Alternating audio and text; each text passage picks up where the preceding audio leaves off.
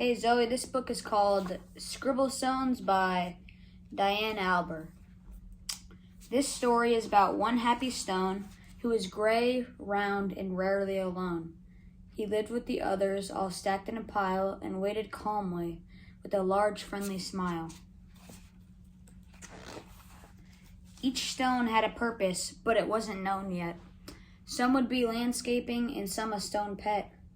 There were so many things that the stones could be. The hardest part was just waiting to see.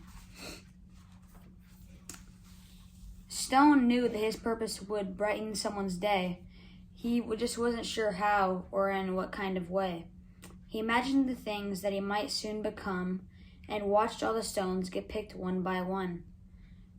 But his happy face slowly turned to a frown as he watched the tall pile start to dwindle on down. And although he was worried, he tried not to care until it was clear he was the last one there. Then it finally happened. Stone was quickly picked up. He was placed on a desk next to a very large cup.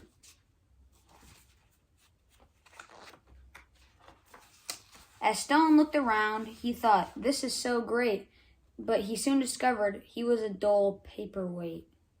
"I'm supposed to bring happiness, not hold paper still. There must be a mistake. This just can't be my skill." Then all of a sudden, a splatter flew high, and then some sprite scribbles came wiggling by. They were headed right toward the short paper stack, and they filled up the paper on the front and the back.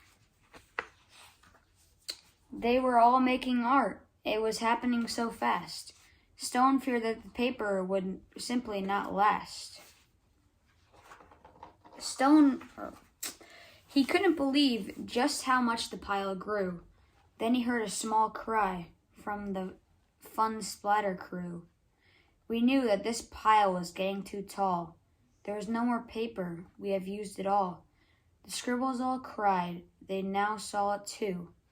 This is a disaster. Oh wait.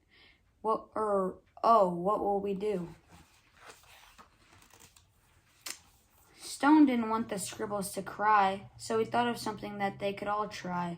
He slowly rolled down the very large pile and said, "I know how to make you all smile. I know I'm not paper, but I like art too. Do you think you could spare some red, yellow, and blue?" They loved the idea and could not wait to start. Scribble began making a happiness heart. Scribble began making a happiness heart. Splatter then painted some pale baby blue. Another scribble added a sunny gold hue. It didn't take long before more stones showed up, and soon the line grew behind the large red cup. To Stone's surprise, he was picked up once more. He had never heard of this happening before. More art was added, and he was on his way to become a small gift to brighten someone's day. Nearby, another stone's journey had begun. He was spreading such happiness and having great fun. Every time he traveled, someone added their part, sometimes just a scribble, sometimes fancy art. With each new layer, there was a story to share, and soon Scribble Stones were seen everywhere.